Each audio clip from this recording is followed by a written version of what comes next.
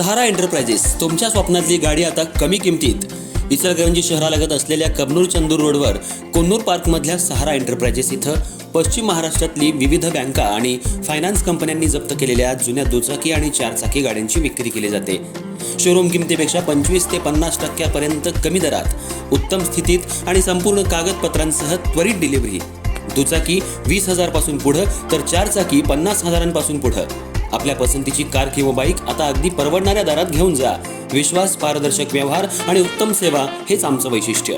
पत्ता Konnur park, Kabnur Chandur road, Ichalkaranji. Proprietor Rajubhai Ajgar. संपर्क 8055810910 आणि 9860785786. सहारा एंटरप्राइजेस, दर्जा, विश्वास आणि बचत यांचं परिपूर्ण ठिकाण.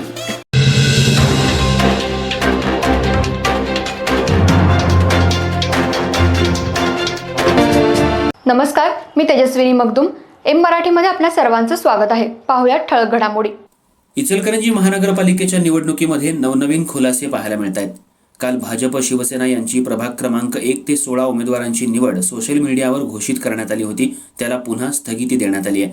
निष्ठावंत कार्यकर्त्यांना डावलल्यामुळं, नाराजीचा सूर उमटल्यामुळं पुन्हा मुख्यमंत्री देवेंद्र फडणवीस यांनी 28 तारखेला मुंबई इथं बैठक बोलवून पुन्हा एकदा उमेदवारी घोषित करण्याचा निर्णय घेतलाय, अशी माहिती आमदार राहुल आवाडे यांनी दिली आहे. इचलकरंजी महानगरपालिकेची पहिलीच निवडणूक होतीये, त्यामुळे प्रत्येक पक्षामध्ये उमेदवारी मागण्यासाठी मुलाखती झाल्या आणि अर्ज मागणी करण्यात आली होती. भाजप शिवसेनेनं प्रभाग क्रमांक 1 ते 16च्या इच्छुक उमेदवारांना फोन करून प्रचार करण्यासाठी सांगितलं होतं.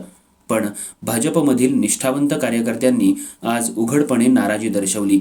काही ठिकाणी आंदोलन, तर काही ठिकाणी बैठका, तर काहींनी राजीनामाही दिला होता. निष्ठावंत कार्यकर्त्यांना डावलल्यामुळे भाजपच्या वरिष्ठ नेत्यांनी याची दखल घेतली आहे.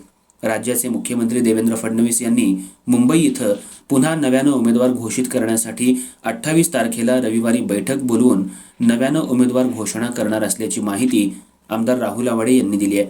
भाजपमध्ये गेल्या 40 वर्षांपासून निष्ठावंत म्हणून काम केलेल्या काही कार्यकर्त्यांना उमेदवारी नाकारण्यात आली होती. आवाडे हळवणकर गट एकत्र आल्यामुळं कुणाला उमेदवारी द्यायची असा पेच नेत्यांपुढे आला होता. पण भाजपशी कधीही संबंध न ठेवणाऱ्यांना भाजपकडून उमेदवारी दिली गेली आहे. त्यामुळं नाराजीचा सूर मोठ्या प्रमाणात उमटला होता. ज्यांनी भाजप पक्षासाठी निष्ठावंत कार्यकर्त्यांनी खासदारकी, आमदारकीच्या निवडणुकीत आणि प्रत्येक आंदोलनामध्ये भाजपच्या कार्यकर्त्यांनी प्रामाणिकपणे प्रचार केला आणि काम केलं, अशांना उमेदवारी नाकारण्यात आली. त्यांच्या समर्थकांनी आंदोलनं केली, पण त्याची दखल वरिष्ठांनी घेतली नाही. त्यामुळे भाजपच्या 25 ते 30 कार्यकर्त्यांमध्ये नाराजी पसरली आहे. त्यामुळे या कार्यकर्त्यांना मुख्यमंत्री देवेंद्र फडणवीस न्याय देणार का, उमेदवारी देणार का, असा सवाल भाजपच्या सर्वसामान्य कार्यकर्त्यांनी केलाय. फक्त धनदांडग्यांना उमेदवारी देऊन आणि काहीच दिवसांपूर्वी भाजपमध्ये पक्षप्रवेश केल्यानंतर उमेदवारी दिल्यामुळं पक्षातूनही मोठ्या प्रमाणात नाराजी उमटल्यामुळं आज मुख्यमंत्र्यांना आपला निर्णय बदलावा लागला. यामुळं 28 तारखेला रविवारी मुख्यमंत्री सर्वसामान्य भाजपच्या कार्यकर्त्यांना उमेदवारी देणार का, याकडं सर्व भाजपच्या निष्ठावंत कार्यकर्त्यांचं लक्ष लागून राहिलंय. 28 तारखेच्या बैठकीला मुख्यमंत्री देवेंद्र फडणवीस, आमदार राहुल आवाडे, प्रदेश उपाध्यक्ष सुरेश हळवणकर, माजी आमदार प्रकाश आवाडे, निरीक्षक मकरंद देशपांडे आणि भाजपचे पदाधिकारी उपस्थित राहणार आहेत.